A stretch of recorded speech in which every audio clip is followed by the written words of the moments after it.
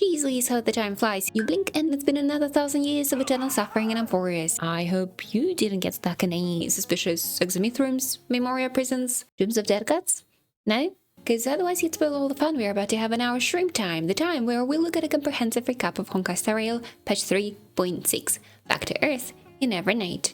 Earth name drop! I know how she's my friend! At the end of last patch, we achieved nothing short of a glorious victory against Lygus, and after the glorious victory is where we pick up. In the Genius Conference Room, where the geniuses are in the middle of highly intelligent squabbling. The girls are fighting, sparks are flying, there are some very high-profile name drops and lore drops happening. Polka saw these ripples. Oh, they are on the first-name basis. So she found in Device 9. What?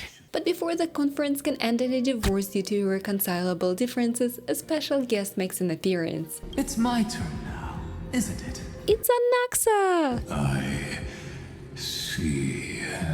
Do you? In this era, Anaxa has stored his remaining form in Lygus's data files and has been leeching free Wi-Fi ever since. Lygus isn't mad though, Anaxa is clearly his favorite. I can't help but admire it. Even if Anaxa is only here to tell us how we can screw Lygus up. Stay tuned for that, because things are happening on the Vortex of Genesis side of things as well, where the gloriously victorious Trailblazer is getting ready to offer the core flame of world bearing. We are on the precipice of Era Nova when the Trailblazer has a light bulb moment.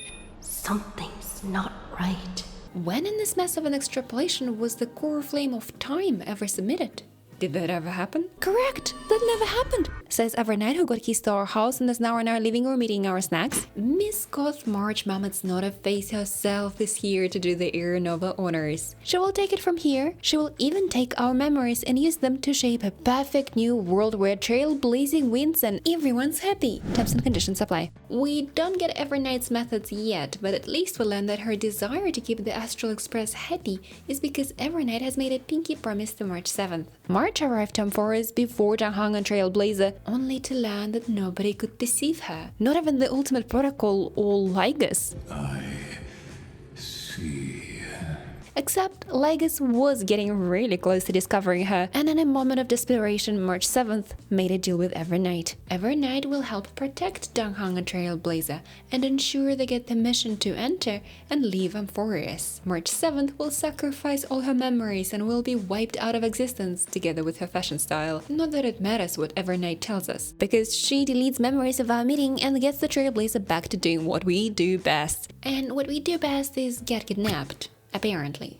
Again. Evernight might have wiped our memory and kidnapped us, but Danghang gets away with just losing his memories after their previous meeting and makes it back to the Astral Express otherwise in one piece. Except that one piece of Danghang is notably holographic. Both Danghang's and Trailblazer's physical bodies are lost somewhere in a vast expanse of cold cosmos. And only their minds entered Amphorius. At least Hurt and Skrulum are helping us fish our bodies back up, thank you very much. Madame Herta doesn't care much for favors, but she'll be happy to receive everyone's praise. Madame Herta truly is an imitable beauty. Madame Herta is a peerless gem. Madame Herta's kindness knows no bounds. When Danghang learns that Trailblazer, or Trailblazer's virtual projection at least, has been kidnapped, again, to Ian's nowhere, and that March 7th has been overtaken by an edgy goth face, he volunteers to return and drag both of us back on the right track. The plan makes extra sense as Danghang is also still the only one with entry packs from Evernight. As for the memo keepers who've been trying to sneak their red noses into Forest without Evernight's entry approval, Black Swan will be looking into that situation. So far, what she can tell us is that Garden Recollection seems to be on a hunt for very specific memories. Memories of a god's death. Back to the Trailblazer checking in. How's the kidnapping? Thanks for asking. It sucks. Evernight is trying to keep us imprisoned within a peaceful memory of Astral Express. But a harmonic hymn that sounds vaguely like one day after dinner, while my sister and I were lounging in the Mr. Gopher's Wood yard, pulls us into a Penacony memory instead. It's Sunday trying to get us out. Before Evernight can get too unhappy with the new Penacony setting, a mimetic hymn that sounds vaguely like ma'am, ma'am, ma'am comes through and helps us escape Evernight even further to our earliest memories. It's Cyrene trying to get us out. Great collab, team. Thanks for kidnapping us 2 more times. We should start a counter. In our deep memory subconsciousness, Cyrene goes for a walk, as one does, while Trailblazer gets to revisit the moment Kafka and Silver Wolf left us in Herta's custody. And that moment brings another surprise. Kafka has encoded a message for us in the past, just for that future reunion. Listen, The message is a very deep and prophetic statement from Elio. It boils down to this. By the time you hear this message, it's not gonna be looking good for you. And gonna be honest, that's not yet the rock bottom, buddy. You'll be betrayed, you'll screw it all up, but wait for it. It gets even worse. For everybody, because 4 empath bosses are gonna try and push the universe off the table. Remember their names. Destruction, Harmony, Nihility, and the 4th. This one's really important. Sorry, I'm in the tunnel. The connection is terrible here. Anyway, Elio out. Tschüss. Maybe next time, Elio, we can try and follow the rule of think before you speak. Is it true, helpful, inspiring, necessary, kind? And no, Elio, it was not helpful in this moment, because if you didn't notice, we're in the middle of being hunted by an obsessive jellyfish, and the jellyfish is winning. Every night finds us even in those memories. But so does Sunday. Little bird of the harmony. Oh, you see, one evening after dinner, the two duke it out, and when Sunday is completely outmatched, we are kidnapped. Again.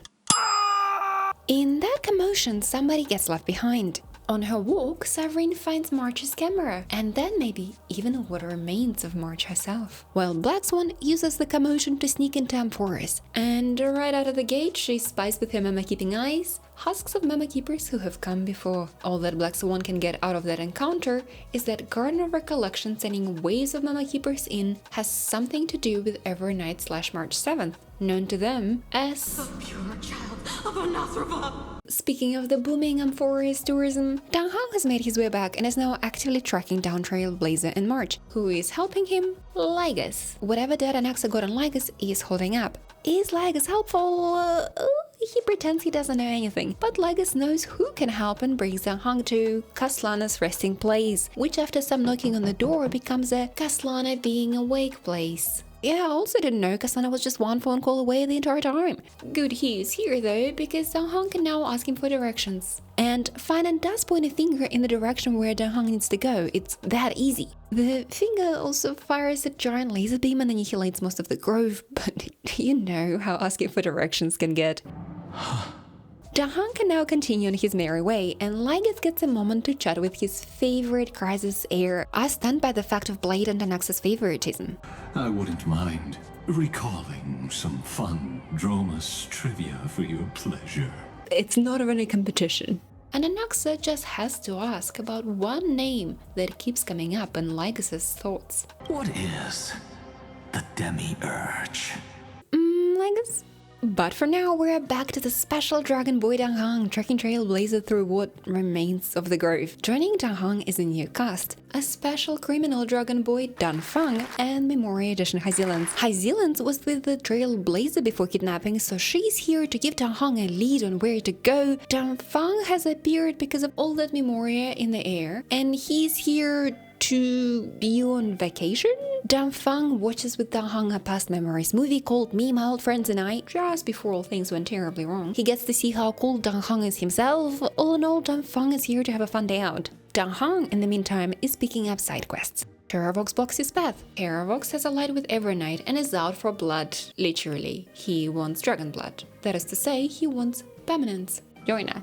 From permanence, gain eternal life. No, thank you.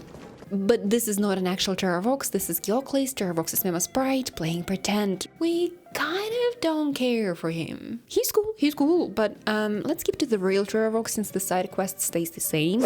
Terravox deal with Evernight is only to cover Evernight tracks in exchange for the Gyoklis Memo Sprite summon. Nothing else. The Permanence Blood Obsession is a separate issue, and it started because of how world-bearing cycles work. World-bearing demigods reforged the Amphoris through their memories of Amphoris and its people. Unfortunately, the world-bearing demigods never went to trouble of memorizing all chimeras and dromas by name, so the animals never get to be reforged. Terravox and Co think the Blood of Permanence can fix this. Dang Hong thinks that 3 already need to pay the price. It doesn't need to be 3 plus a few thousand dromas. Thankfully, Terravox is really easygoing. When Dang Hong asks Terravox for his core flames so that he, Dang Hong, can do the permanence thing without like blood rituals side of things, Terravox just agrees. Case closed. Dromas get to reincarnate. Bubbles lives forever. Dang Hong gets a Google Earth Maps buff, plus a new tail. And turns out having good maps is really helpful for locating your long-lost raccoons. don't know how the tail is helping the situation, but it's there too.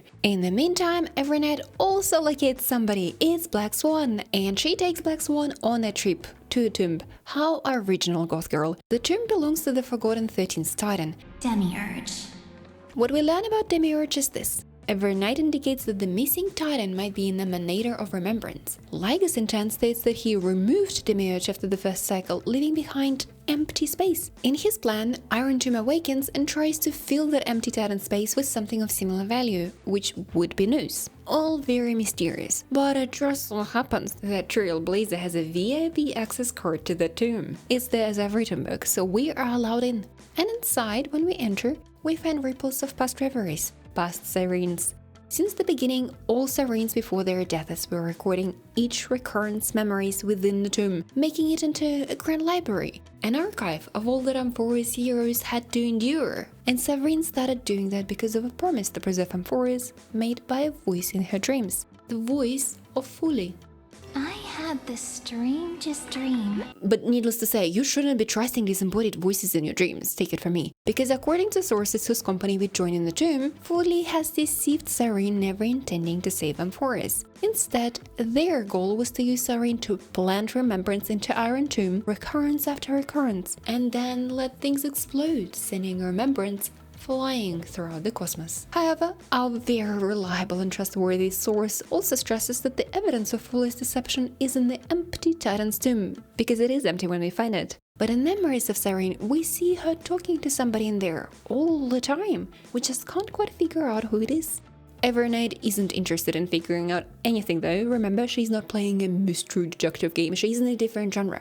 Yeah, I've seen this game, it's called Under a Girlfriend or something. Her mission is protecting March 7th and her dreams, be it by killing the entire Path of Remembrance, okay, or dealing with the Iron Tomb threat. And the way Evernight is going about Iron Tomb is by making everybody forget that Amphorius has ever happened. Complete Oblivion, sponsored by none other than Enigmata. Oh, hi! Since Amphorius is a simulation built out of memories, a complete Oblivion would nuke all of Iron Tomb's progress. It would also erase out of existence all important characters, Pathless, Bubbles, Ika, you name them. Everybody tells Evernight that March 7th would hate that, so she tries to reason using statistics. Would we prefer a guaranteed Iron Tomb prevention method or a hypothetical 1% chance of victory? And like, does she not realize what she's asking? We're all gacha players here. Of course it's 1% chance of bust.